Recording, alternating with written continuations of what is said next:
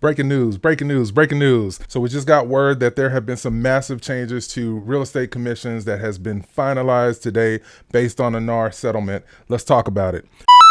What's going on? It's your brother, your uncle, your favorite realtor's favorite realtor, coming to you today with a news update as it relates to the real estate commission and how real estate professionals are going to be compensated moving forward. Unless you've been living under a rock, you've probably heard the news because every real estate agent is talking about it. There have been some big changes announced by NAR Realtors Association and how that's going to affect the way we do business as real estate professionals. But I'm going to tell you, once this settlement is enacted, which we're looking at potentially July being the earliest time that this will go into effect, you're going to see a monumental shift in how real estate business is done. As I always say, hustlers will continue to hustle. So here's my strategy for you on how to handle this new ruling as a real estate professional. What the article is basically talking about, it says here, the 6% commission on buying or selling a home is gone after Realtors Association agrees to seismic settlement. What essentially had been going on is over the last few months, a couple of sellers in various states decided to file suits against pretty much every major real estate brokerage. It's the Keller Williams, the Compasses, the EXPs, every big box brand was looped into a lawsuit, essentially saying that there was price fixing going on amongst real estate professionals. And all it's basically talking about is if you are selling your home, you'd like to hire a professional to do that, you're going to pay that professional upwards of 4 to 6% to sell your home. Traditional wisdom and what's been done for generations is essentially that real estate professional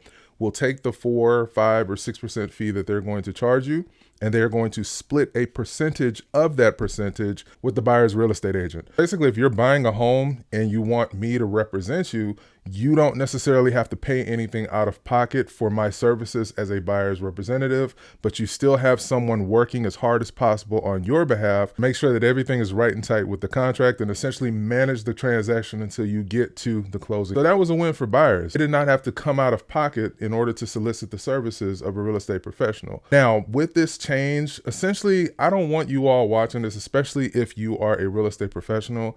I don't want you to necessarily get worried about this because all that is happening, this is a very sensationalized article. I'm gonna be honest with you. The way that they're saying this is incredibly sensationalized. What we're dealing with right now, essentially a decoupling of how commission is paid. When I have my conversations with my buyer clients, essentially I would let them know, hey, as part of me representing you, typically my fee is covered by the seller's agent. However, if there's ever a circumstance where my fee is not covered by the seller's agent and we do decide to move forward on that property, my compensation would have to come from you as the buyer, and we would bake it into your closing cost. Now, of course, if you run into a situation where you're representing a VA client, those are one of the only circumstances where I didn't have that type of conversation, because with the VA, the buyer is not obligated to come out of pocket in any way, shape, form, or fashion. But with every other type of client, that was generally how the conversation went. They already knew that it was a possibility that my compensation would have to come directly from them. For whatever reason, it didn't come from the seller's agent. Now, what does this mean in the world that we're living in?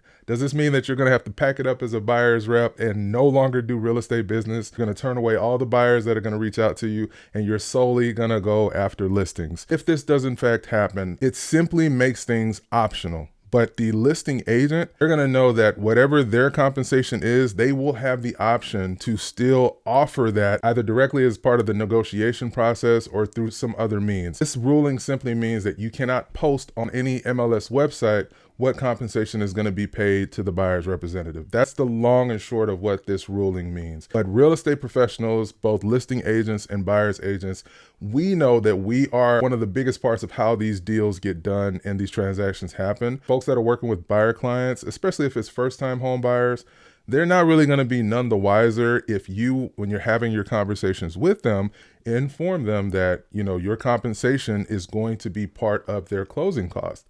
Now, how you handle that, if you want to charge the client, let's say the standard commission is 6%, the buyer's agent normally gets 3%, the listing agent also gets 3%.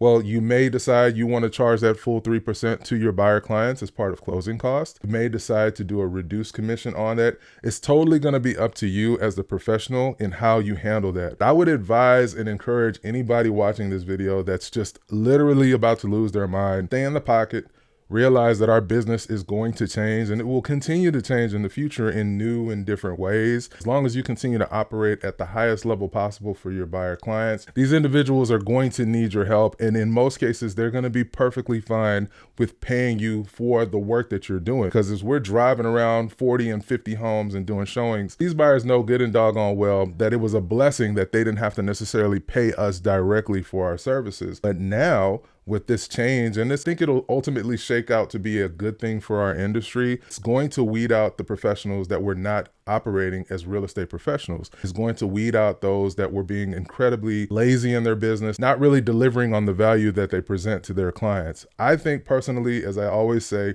hustlers will continue to hustle. Way before this ruling even went into place, I was always telling my clients, my compensation is typically, I always said the word typically, covered by the seller.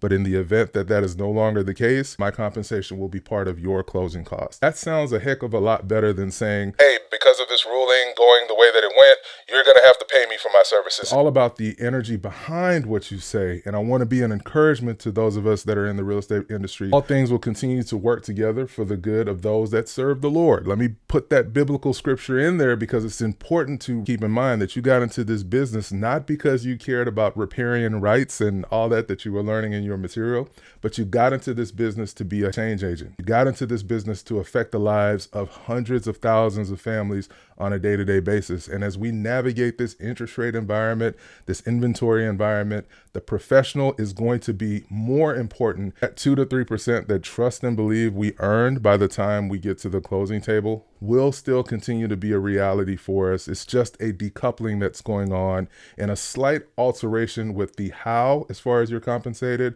But again, listing agents out there know good and doggone well they need us as buyers agents to bring buyers to those properties. So they still will have the ability to offer us our commission as part of the negotiation process. Stay encouraged. I'm here, your brother, your uncle, your favorite realtors, to continue to deliver the news that you can use in your business. Let me know in the comments below what your thoughts are on the recent ruling.